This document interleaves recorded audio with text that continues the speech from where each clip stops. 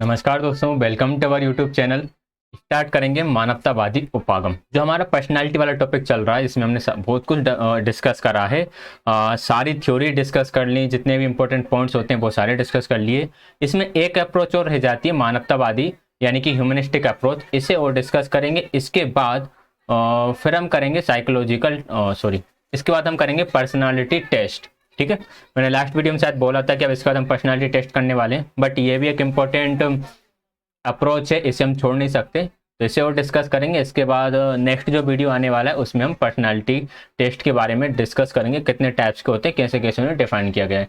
आपने यदि previous video नहीं देखी है तो प्लेलिस्ट बना हुआ है, प्लीज़ प्लेलिस्ट में जाकर सारी वीडियो देख लीजिएगा। काफ़ी इंपॉर्टेंट है आपके एग्जाम्स के लिए, बहुत डिटेल में डिस्कशन चल रहा है। ठीक, जैसे जैसे आप वीडियो देखोगे आपको पता चल जाएगा कि यार ये डिस्कशन एक लेवल का है। ठीक है, तो मानवतावादी उपागम यानी कि ह्यूमनिस्टिक अप्रोच में कौन कौन आते हैं? कार्ल रोजर्स आते हैं, अब्राहम मास्लो आते हैं।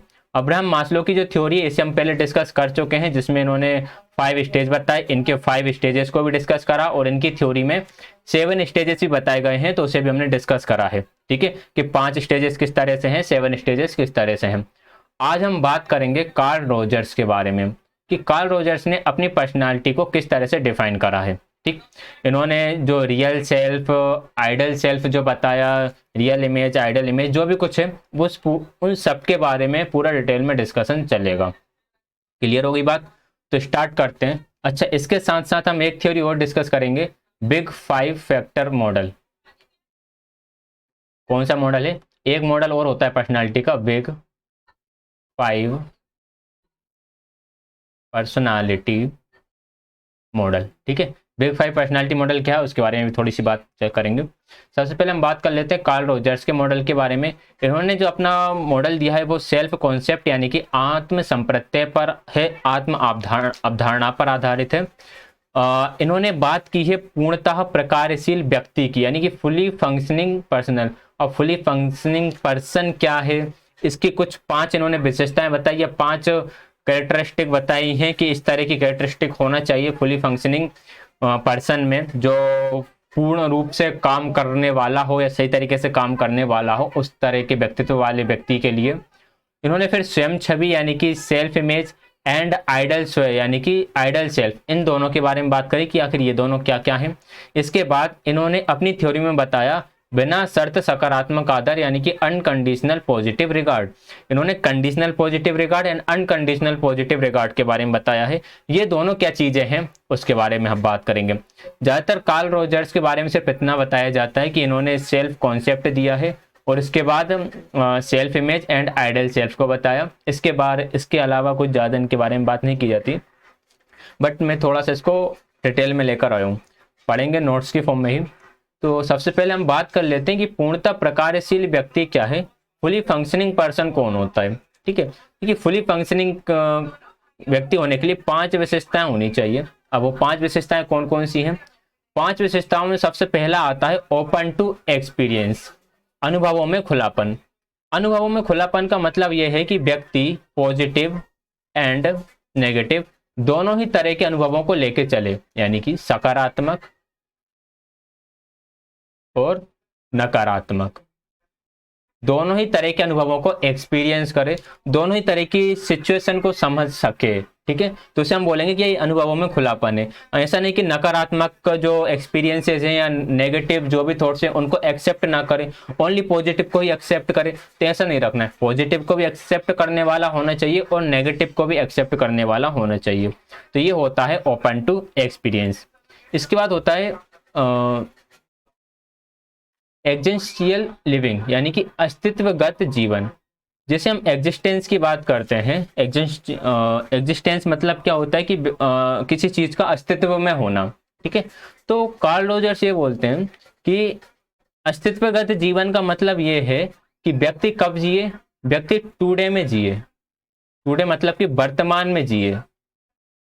वह ज्यादा भविष्य को लेकर चिंतित ना हो, भविष्य यानी कि अपने फ्यूचर को लेकर कैसा ना हो, चिंतित ना हो। वह वर्तमान को लेकर चलने वाला हो, ना तो पास्ट को लेकर टेंशन हो, पास्ट के बारे में सोच सोच कर परेशान होने वाला हो, ना ज्यादा फ्यूचर के बारे में सोच सोच कर परेशान होने वाला हो। वो वर्तमान यानी एट द मोमेंट में जीने वाला व्यक्ति होना चाहिए, कि जो क्षण है, जो पल है, उस पल में जीने वाला होना चाहिए। ठीक है, तो उसे हम क्या बोलेंगे, अस्तित्वगत जीवन बोलेंगे। फिर होता है ट्रस्ट फीलिंग। ट्रस्ट फीलिंग यानी कि विश्वास भावना। विश्वास भावना का मतलब यह है कि खुद पर विश्वास, व्यक्ति को खुद पर विश्वास होना चाहिए। अब व्यक्ति को खुद पर किस तरह का विश्वास हो, खुद पर इस तरह का विश्वास, यार ये काम मैं कर सकता हूँ, मेरा पोटेंशियल ये है कि मैं इस चीज को अचीव कर सकता हूँ, या फिर मैं यहाँ तक का काम कर सकता हूँ। ठीक है, तो ये होता है ट्रस्ट फीलिंग यानी कि विश्वास बांधना। व्यक्ति को खुद पर विश्वास होना चाहिए कि वो प्रॉब्लम्स को सोल्व कर सकता है, मैं सेल्फ एक्चुअलाइज खुद कर सकता हूँ, मैं अपने आप को खुद समझ सकता हूँ। तो इसे हम बोलते हैं ट्रस्ट फीलिंग यानी खुद पर विश्वास होना। फिर आता है क्रिएटिविटी। क्रिएटिविटी को उन्होंने लाइफ का एक फीचर माना, जैसे लाइफ में बहुत सारी चीजें आती हैं उसी तरह से क्रिएटिविटी भी है। क्रिएटिविटी कुछ नया करने के लिए आपको प्रेरित करता है, इसमें आप कुछ नया क्रिएट करते हो, नए अनुभवों के लिए आपको प्रेरित करेगा यानी कि मोटिवेट करेगा कि आपको नए एक्सपीरियंस है, आप कुछ नया क्रिएट कर सको। फिर आता है फुलफिल्ड लाइफ। फुलफिल्ड लाइफ देखते हैं जीवन को आदर्श रूप में, जिसे हम बोल सकते हैं कि आशावादी जो है, आशावाद विचारधारा वो इसमें आ जाती है।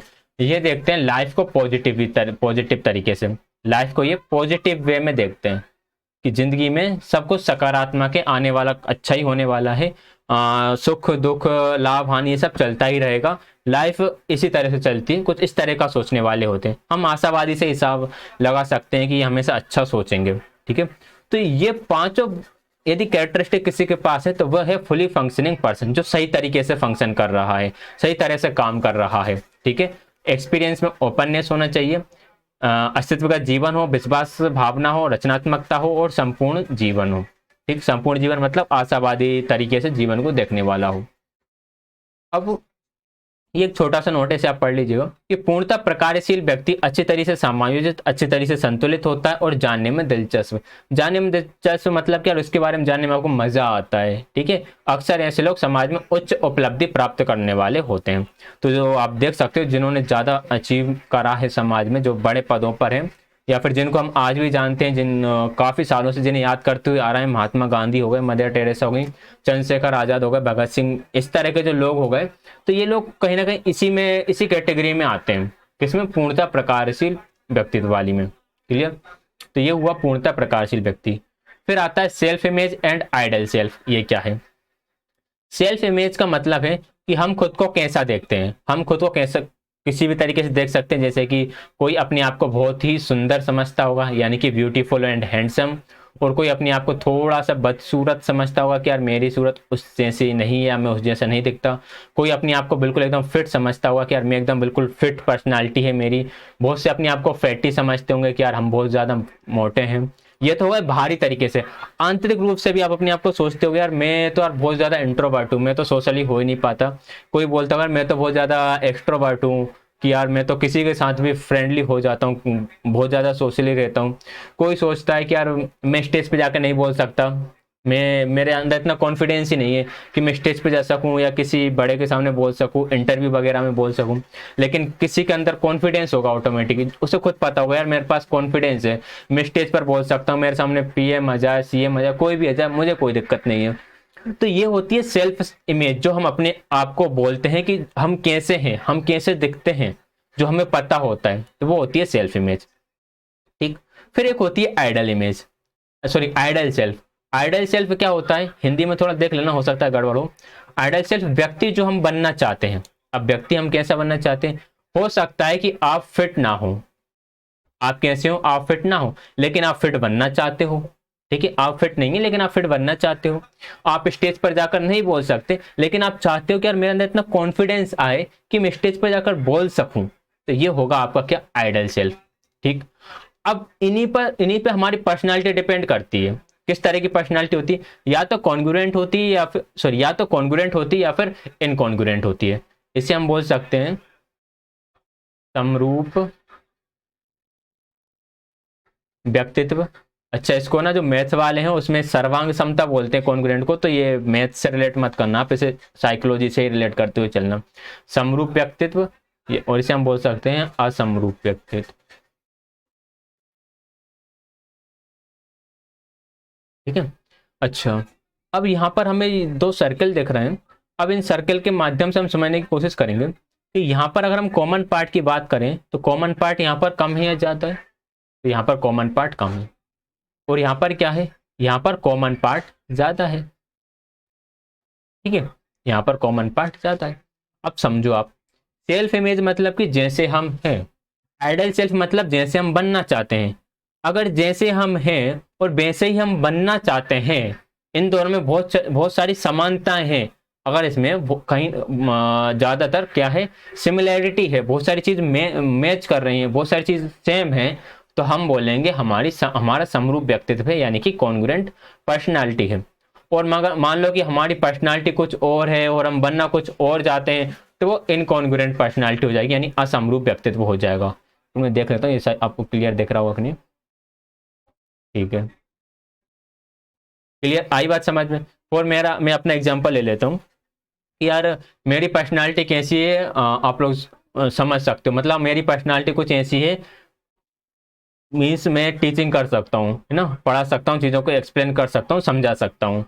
अब मैं सोचूं कि यार मैंने मान लो किसी को भी देखा, जॉन सेना को देखा, और मैंने कहा यार मुझे भी अभी जैसा बनना है। तो यहाँ पर हुआ क्या, अगर मैं जॉन सीना बनने के लिए सोचूं तो ये होगा इनकॉन्ग्रुएंट पर्सनालिटी। भाई हम हैं कुछ और बिल्कुल अपोजिट ही बनना चाह रहे हैं, ये तो पॉसिबल नहीं है ना, क्योंकि बहुत सारी चीजें डिपेंड करती हैं। ऐसा थोड़ी है कि यार करने से तो कुछ भी हो सकता है, तो मैं जॉन सीना ही बन सकता हूँ, वैसा तो नहीं बन सकता ना। अगर मान लो जॉन सीना चाहे, वो देखे कि यार मैं जाके साइकोलॉजी पढ़ाना शुरू कर दूं या सीडीपी पढ़ाना शुरू कर दूं, तो ये हो सकता है क्या? अगर व्यक्ति इस तरह के काम करता है तो उसे हम बोलते हैं कि ये है इनकॉन्ग्रुएंट पर्सनालिटी। और कॉन्ग्रुएंट क्या है कि यार मैं टीचिंग कर सकता हूँ, मैं चीज़ों को अच्छे से समझा सकता हूँ, तो हो सकता है कि मैं सलाहकार बन जाऊँ। ठीक है, तो वो क्या होगा, वो थोड़ी सी कॉन्ग्रुएंट पर्सनालिटी रहेगी। हाँ, मेरा हो सकता है किसी का बोलने का तरीका बहुत अच्छा है, बहुत अच्छे शब्द यूज करता है, तो एंकर बन सकता है, न्यूज रिपोर्टर में जा सकता है, तो इसे हम बोलेंगे कॉन्ग्रुएंट पर्सनालिटी चल रही है उसकी। आई बात समझ में? तो ये डिफरेंस है कॉन्ग्रुएंट एंड इनकॉन्ग्रुएंट में। तो self image and ideal self, अगर दोनों में बहुत ज्यादा अंतर है, दोनों एक दूसरे को कम ओवरलैप करते हैं, तो इनकॉन्ग्रुएंट पर्सनालिटी होती है, यानी असमरूप व्यक्तित्व होता है। और दोनों में बहुत सारी समानताएं हैं, तो इसे हम समरूप व्यक्तित्व यानी कि कॉन्ग्रुएंट पर्सनालिटी बोलते हैं। क्लियर हो गई बात? तो ये मेन पॉइंट है कार्ल रोजर्स की थ्योरी का। ठीक है, यहां से एग्जाम में ज्यादातर क्वेश्चंस बनते हैं। आगे बढ़ेंगे। आगे फिर आता है हमारा बिना शर्त सकारात्मक आदर की बात करी इन्होंने, अनकंडीशनल पॉजिटिव रिगार्ड। देखिए अनकंडीशनल पॉजिटिव रिगार्ड मतलब क्या, कि आपको एक टास्क दिया गया, क्या दिया गया आपको, कोई भी एक टास्क दिया गया, अब आपके सामने कोई भी कंडीशन नहीं है कि आप इसको इसे कंप्लीट करना ही करना है, आपको एक्यूरेटी 100% एक्यूरेसी 100% रखना है कि नहीं रखना है, ऐसी कोई भी कंडीशन नहीं है। आपसे गलती होती है, हो जाने दो, टास्क टाइम के लिमिटेड टाइम में कंप्लीट होता है तो ठीक है, नहीं होता तो भी कोई दिक्कत नहीं है, बस आपको ये कंप्लीट करना है, कैसे भी करो आप। तो इसे हम बोलते हैं अनकंडीशनड पॉजिटिव रिगार्ड। आई बात समझ में? कोई शर्त नहीं रखी गई आपके सामने, कि जैसे कोई टीचर ने बच्चे को एक प्रॉब्लम दी, तो बच्चे के सामने कोई ऐसी शर्त नहीं है यार गलत हो गया तो मुझे पनिशमेंट मिलेगा, या फिर मुझे सिर्फ 5 मिनट के अंदर ही इस प्रॉब्लम को सोल्व करना है। ठीक, जब अनकंडीशनड पॉजिटिव रिगार्ड होता है, यानी कि बिना शर्त के कोई काम व्यक्ति जब करता है, तो जो आत्म अनुभूति है या फिर उसको करना आसान हो जाता है। यहाँ पर हम पर्सनालिटी की बात कर रहे हैं, तो यहाँ पर हम बोलेंगे कि आत्म अनुभूति वो आसानी से प्राप्त कर लेते हैं। ठीक है, यहाँ पर लिखा होगा people who are able to self actualize are more likely to have receive unconditioned positive regard from others. अगर वो अनकंडीशनड पॉजिटिव रिगार्ड प्राप्त करेंगे तो वे आसानी से सेल्फ एक्चुअलाइजेशन को प्राप्त कर लेंगे। ठीक, यहाँ पर लिखा हुआ है specially their parents in childhood, तो ये देख रहा होगा कि नहीं? ठीक है, चाइल्डहुड लिखा हुआ है, स्पेशली इन देयर पेरेंट्स तक आपको दिख रहा है, इन चाइल्डहुड। जैसे बचपन में यदि पेरेंट्स बहुत ज़्यादा रिस्ट्रिक्शन लगाते हैं बच्चे पर कि यार यहाँ नहीं जाना, वहाँ नहीं जाना, ये नहीं करना, वह नहीं करना, तो उस तरह उन बच्चों का ज़्यादा डेवलप नहीं हो पाता, वो उतने ज़्यादा चीज़ों को आसानी से नहीं सीख पाते, क्रिएटिव भी नहीं होते वो ज़्यादा। और जिनको खुली छूट रहती है, खुली छूट मतलब ऐसे नहीं कुछ भी कर रहा है, लेकिन पेरेंट्स सिर्फ कुछ ही लिमिटेशन होती है, ज़्यादातर बच्चे खुद कर ही रहे होते हैं कुछ ना कुछ, छोटा मोटा कुछ टूट फूट जाए तो उसमें ज़्यादा टेंशन नहीं देते हैं। तो उस तरह के बच्चे थोड़े क्रिएटिव भी होते हैं और वे कुछ नया करने की भावना भी अपने अंदर रखते हैं, ठीक है ना।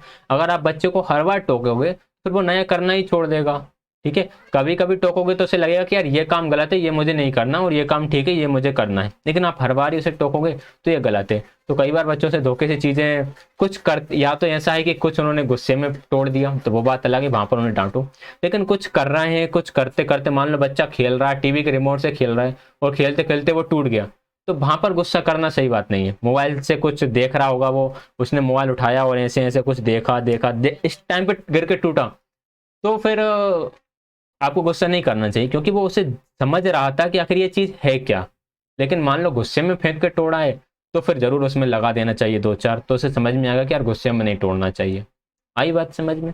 तो इस तरह के बिहेवियर को समझना चाहिए, इसलिए हम ये सीडी पे पढ़ते हैं कि यार हम समझ सकें कि हमें कब किस तरह के रिस्पॉन्स करना है, बच्चों की साइकोलॉजी को समझ सकें, ठीक है ना। इसके बाद आता है व्यक्तित्व का पंचकारक मॉडल। इसे समझेंगे, इसे समझना इसलिए जरूरी है कि यार पर्सनालिटी के इतने सारे मॉडल्स हैं, हमने बहुत सारे मॉडल्स पढ़े, टाइप अप्रोच पढ़ा, ट्रेट अप्रोच पढ़ा, साइकोडायनेमिक अप्रोच पढ़ा, ह्यूमनिस्टिक अप्रोच पढ़ा, लेकिन सही कौन सा है। कोई ना एक तो ऐसा होगा ना, जैसे आज के टाइम में अलाउ कर रखा होगा कि यार हम इस तरह से पर्सनालिटी को लेकर चलेंगे, या फिर किसी ने सोचा होगा यार इतने सारे मॉडल बना दिए, वो ये कैसा तो बनाया जाए जिसमें सब कुछ ही शामिल हो जाए। तो उसके लिए फिर बनाया गया व्यक्तित्व का पंचकारक model, 5 factor model of personality, ठीक है। अब इसे समझेंगे ये क्या है। इसे Paul Costa and Robert McCrae Robert McCrae, Paul Costa and Robert McCrae ने बनाया था इसे, ठीक है। इसे बिग 5 फैक्टर नाम से भी जाना जाता है। इन दोनों ने इसको क्या बोल सकते हो, डिस्कवर तो नहीं बोलेंगे, इसको क्रिएट करा था, ठीक है। अब इन्होंने 5 विशेषताएं बताई कि इन 5 पर्सनालिटी वाले लोग होते हैं, ठीक है। सबसे पहला कौन सा बताया कि अनुभवों के लिए खुलापन, यानी कि ओपननेस टू एक्सपीरियंस।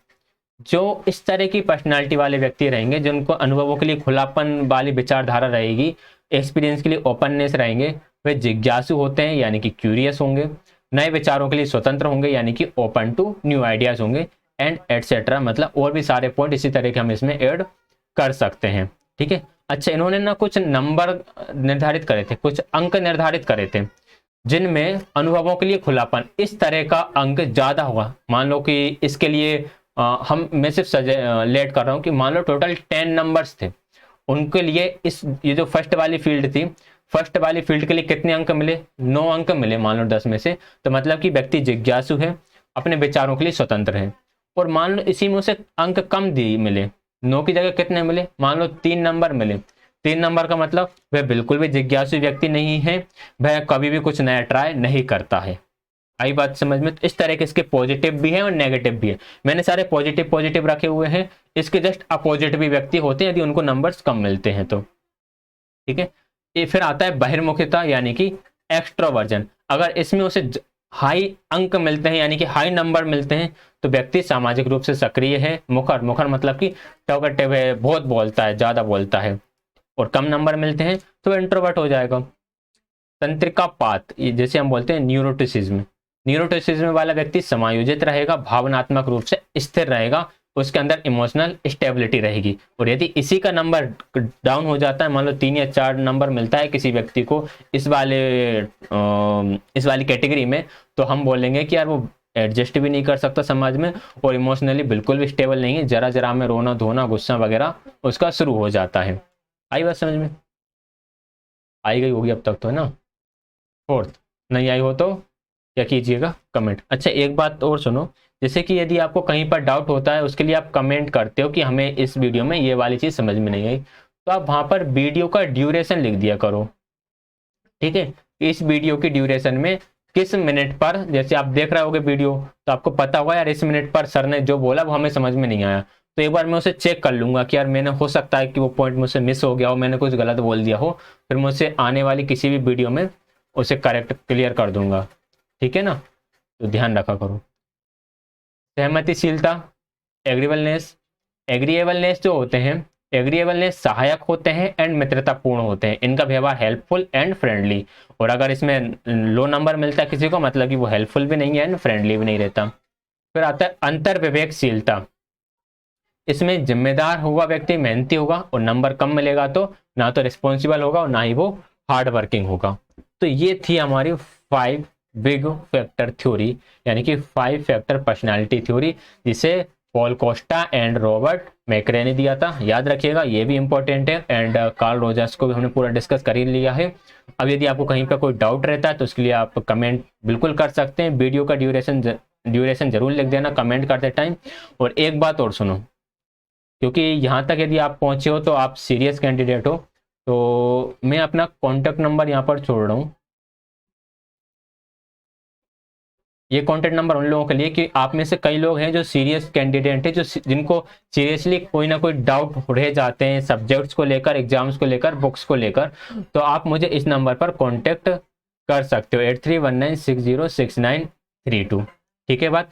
और ये मैं बस सिर्फ दो या 3 वीडियो में ही सेंड करूंगा, बिकॉज ये 52 नंबर की क्लास है, और 52 क्लास तक यदि कोई आया है तो मुझे लगता है कि वह थोड़ा सीरियस कैंडिडेट ही है, तो उसे नंबर हम दे सकते हैं। और ये फर्स्ट टाइम ही मैंने यूट्यूब पर अपना कॉन्टैक्ट नंबर रिलीज़ करा है। कोई भी डाउट हो तो आप यहाँ पर मुझे व्हाट्सअप कर सकते हो, ये मेरा व्हाट्सअप नंबर है। एंड आपको यदि कोई ज़्यादा ही सीरियस डाउट रहता है तो फिर आप मुझे इस पर कॉल भी कर सकते हो। मैं आपको टाइम बता दूंगा कि किस टाइम के भीतर आपको मुझे कॉल करना है। क्लियर है बात। अब यदि कोई भी डाउट रहता है तो आप उसके लिए क्या क्या कर सकते हैं, उसके लिए कमेंट तो कर ही सकते हैं, साथ में वीडियो को लाइक, शेयर, चैनल को सब्सक्राइब, इंस्टाग्राम हमारा चैनल वाला इंस्टाग्राम ज्वाइन कर सकते हो आप। एंड पीडीएफ के लिए टेलीग्राम चैनल ज्वाइन कर सकते हो, जहाँ पर आपको सभी पीडीएफ प्रोवाइड कर दिए जाएंगे। ठीक, तो क्लास ज्वाइन करने के लिए आप सभी का बहुत बहुत धन्यवाद।